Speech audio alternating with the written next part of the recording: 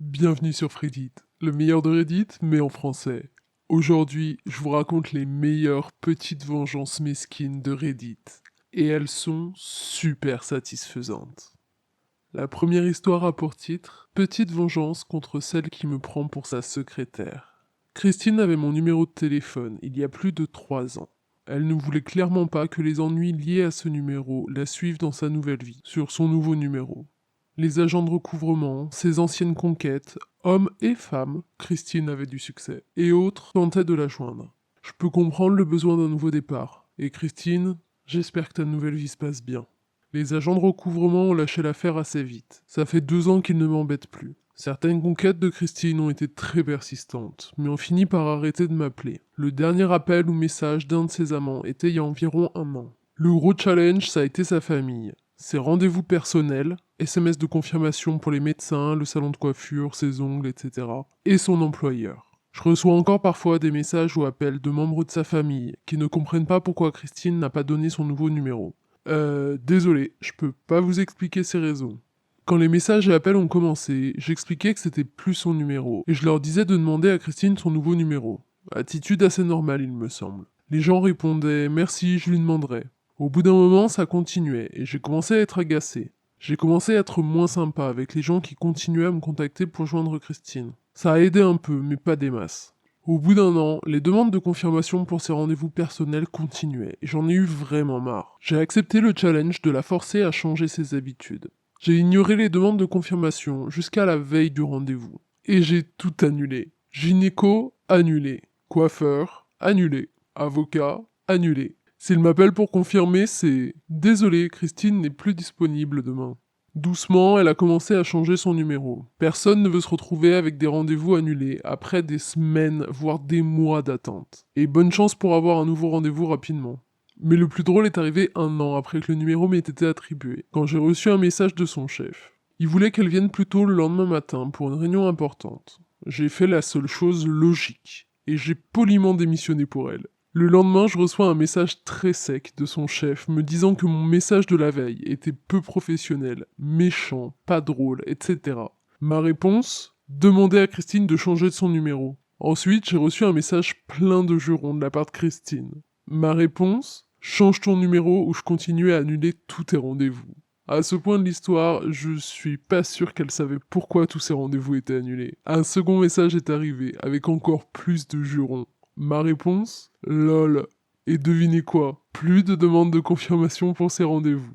Toujours un membre de sa famille de temps en temps, ceci dit. Alors je trouve qu'OP a été plutôt patiente pour le coup. Je suis pas sûr que j'aurais fait secrétaire gratuit pour Christine pendant aussi longtemps qu'elle. Pas mal comme vengeance. On est effectivement dans de la mesquinerie, et j'adore ça. L'histoire suivante a pour titre « Pas de bonne manière, pas de cheesecake ». Ce n'est pas mon histoire, mais je voulais vous la partager. Mes amies Marie et Béatrice sont des cuisinières très talentueuses. Béa est chef dans un resto, et Marie fait un doctorat, mais adore cuisiner.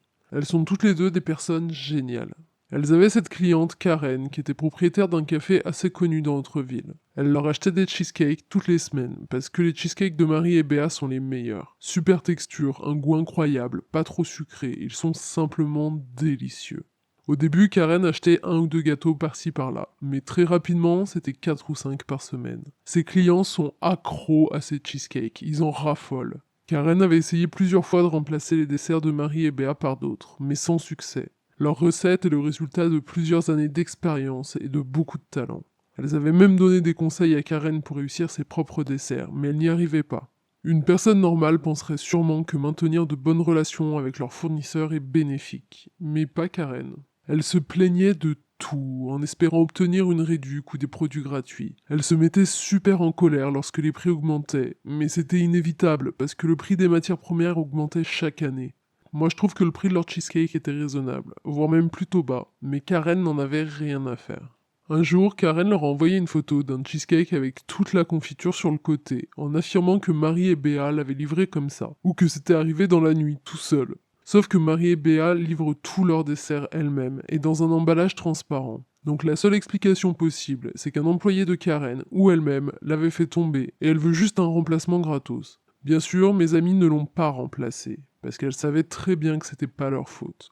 Une autre fois, Karen a envoyé un message à Marie pour se plaindre qu'il y avait un cheveu sur son cheesecake. Mes amis sont très à cheval sur l'hygiène et travaillaient dans des conditions impeccables. Pour éviter les ennuis, Marie s'est quand même excusée et a remercié Karen de les avoir prévenus pour qu'elles puissent faire attention à l'avenir. La situation a dérapé quand elles ont fait leur dernière livraison au café. Tous les employés de Karen les regardaient de travers et disaient que personne ne les paierait tant que la patronne, Karen, ne serait pas là. Mes amis ont dû attendre 30 minutes avant qu'elle arrive. Ensuite, elle est allée chercher le cheveu qu'elle avait soi-disant trouvé sur le cheesecake et commence à faire la leçon à Marie et Béa devant tous les employés. Elle voulait clairement les humilier. Le cheveu n'était même pas à elle. Marie a les cheveux longs, châtains et lisses. Et Béa a les cheveux courts, épais, bruns et frisés. Le cheveu était blond, fin et frisé. Et le pire, c'est que mes amis voyaient qu'aucun des employés ne portait de Charlotte. Et il y avait un énorme retriever sur le seuil de la cuisine. Et même s'il était adorable, ce n'est pas vraiment l'endroit pour un chien. Mes amies étaient mortifiées et stupéfaites. Et sur le moment, elles n'ont rien dit à Karen. Elles sont juste parties après avoir reçu leur paiement.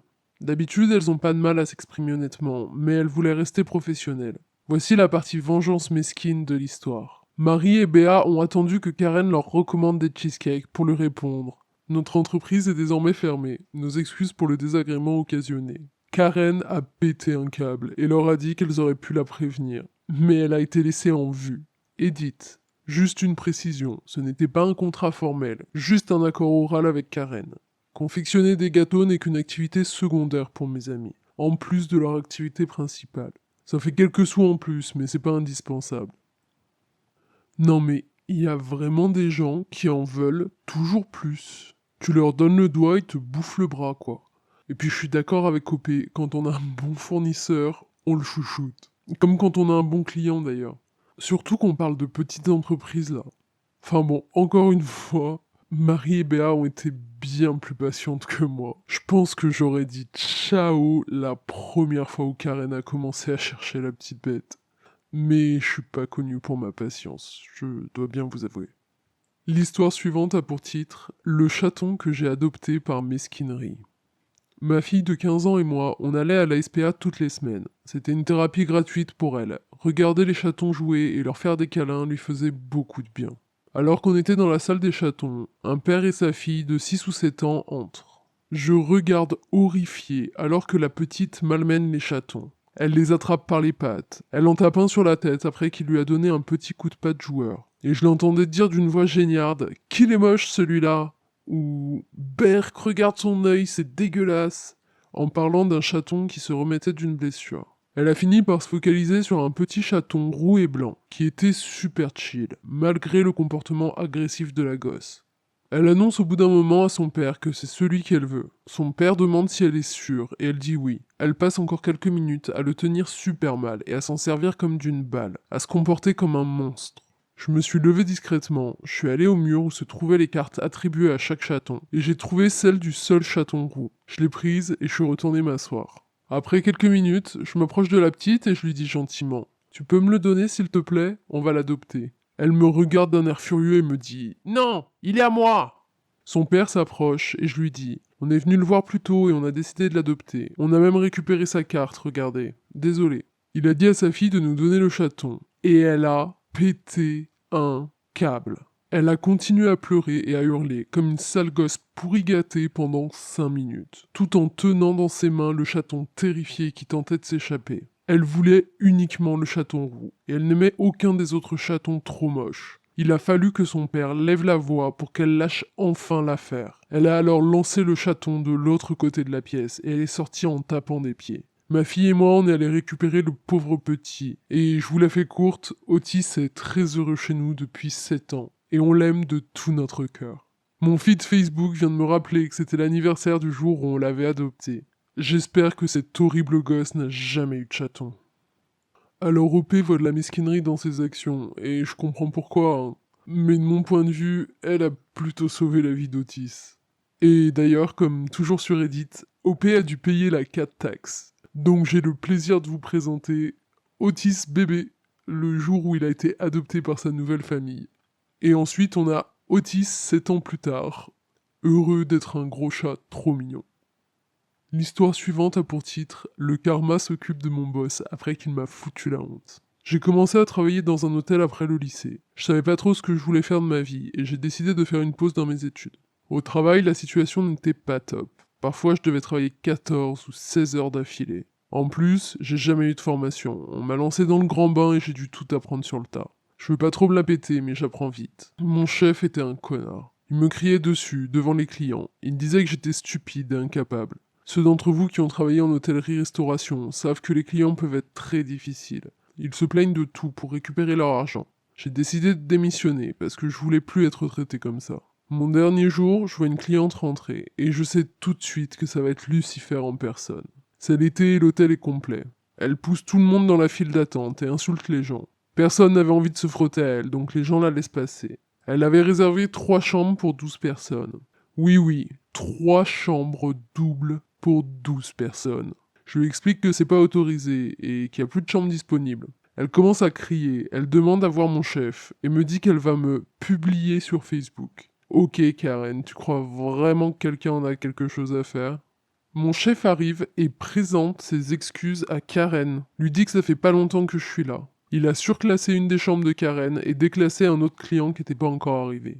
Et au final, les chambres doubles allaient quand même contenir plus de 2 personnes chacune. Ensuite, il me réprimande devant tous les clients de la file d'attente. Parce que je lui ai fait remarquer que c'était pas juste pour le client déclassé, qui avait payé pour une meilleure chambre que celle qu'il allait avoir. Je lui ai aussi fait remarquer que c'était contraire aux règles anti-incendie. La capacité de l'hôtel est limitée. Il était furieux quand j'ai dit ça. Il m'a dit que j'allais avoir une retenue de salaire et que je pouvais plus travailler là. J'étais furax. Mais j'ai pensé au fait que c'était mon dernier jour et j'ai décidé de me venger. Un peu plus tard, je fais le check-in pour les clients qui avaient été déclassés. Ils me demandent quelle chambre on leur a attribuée et veulent vérifier si c'est bien celle pour laquelle ils ont payé. Je savais que j'allais me faire allumer, mais je décide de leur dire exactement ce qui s'est passé. Je leur présente mes excuses et je leur donne un goodie bag. Les clients étaient très surpris et demandent à parler à un manager. Ils voulaient savoir pourquoi ils avaient été déclassés. Mon chef recommence à me hurler dessus, me dit que je suis stupide et une moins que rien. Il présente ses excuses aux clients et leur dit que j'ai menti. J'avais les larmes aux yeux et je pouvais rien dire. Mais la meilleure partie de l'histoire arrive. Il se trouve que ces fameux clients déclassés étaient des clients mystères qui se faisaient passer pour un couple pour voir comment l'hôtel fonctionnait. Mon chef a dû me présenter des excuses et a fini par être renvoyé pour ce qu'il avait fait. Le karma finit toujours par revenir comme un boomerang. Ah, j'adore quand le karma s'occupe du sort d'horribles patrons. OP aura eu sa vengeance avant de partir. Et quelle belle vengeance. L'histoire suivante a pour titre Ils ont découpé une branche de mon arbre, je leur gâche la vue. Cette histoire m'est arrivée il y a environ 10 ans. Ma maison est la première quand on arrive dans le quartier qui se trouve derrière chez moi. Je suis à un angle de rue. La route sur le côté de ma maison fait partie du quartier géré par une association de propriétaires. Mais la route devant ma maison n'en fait pas partie. Quand je suis arrivé, j'ai demandé si je pouvais payer les frais annuels de l'association de propriétaires pour que mes enfants puissent utiliser la piscine du quartier, juste de l'autre côté de la route. Nope. J'avais planté un mûrier dans un coin de mon jardin, près de la route qui faisait partie de leur association. Et j'ai commencé à recevoir des visites de leurs représentants pour me dire que les branches étaient trop basses et ne respectaient pas leurs règles. Je leur ai dit que si je faisais partie de leur association, mes enfants seraient en train de nager à la piscine. Puisqu'ils n'y étaient pas, ils allaient devoir s'habituer à mon arbre. Mes enfants adoraient cet arbre, et ils viennent encore ramasser les fruits chaque année au printemps, même s'ils ont la vingtaine maintenant. Mais un jour, je rentre chez moi et je me rends compte que quelqu'un a coupé une grosse branche de mon arbre, une de celles qui allait vers la route. J'ai essayé de trouver qui avait fait ça, mais personne n'a parlé, et je pouvais pas accuser qui que ce soit. Donc, j'ai reconstruit la branche, en PVC, et je l'ai entourée de guirlandes de Noël. On était en mai. J'en ai aussi mis dans l'arbre pour bien faire passer le message. J'ai fait ça le plus moche possible. Le tout tenait avec de vieilles branches trouvées dans la forêt et de la corde. C'était juste horrible. J'ai gardé les lumières jusqu'à la mi-décembre. C'est là que je les ai enlevées. Juste avant Noël. L'association m'a envoyé quelques lettres, mais elles sont parties à la poubelle sans être lues. Certains membres du quartier sont venus me demander d'enlever tout ça, parce que c'était juste à l'entrée du quartier, et que ça diminuait probablement la valeur de leur maison, mais je leur ai dit d'aller se faire voir. Ils n'ont jamais essayé d'enlever mes lumières eux-mêmes, ceci dit. Je pense qu'ils avaient peur de ce que je ferais ensuite. Je suis allé sur Facebook vous trouvez une photo. Il n'y a pas toutes les lumières, mais on voit un peu l'horreur que c'était. Et effectivement, on voit pas très bien, mais c'est moche. Haha, qu'est-ce que c'est moche. Oh là là, il y a plein d'histoires sur Reddit qui parlent de ces associations de propriétaires. Ils appellent ça des HOA. Et ça a l'air d'être l'enfer. Il suffit que les personnes au poste à responsabilité soient un peu maniaques et un peu accros au pouvoir. Et il est plus possible de faire quoi que ce soit chez soi. Je suis bien content qu'OP soit pas laissé faire. Surtout qu'il faisait même pas partie de cette HOA, quoi. Bien joué, belle vengeance, et effectivement c'était mesquin. On aime. C'est tout pour aujourd'hui, j'espère que ces histoires vous ont plu. Je veux bien que vous me disiez en commentaire laquelle a été votre préférée. À bientôt sur Reddit.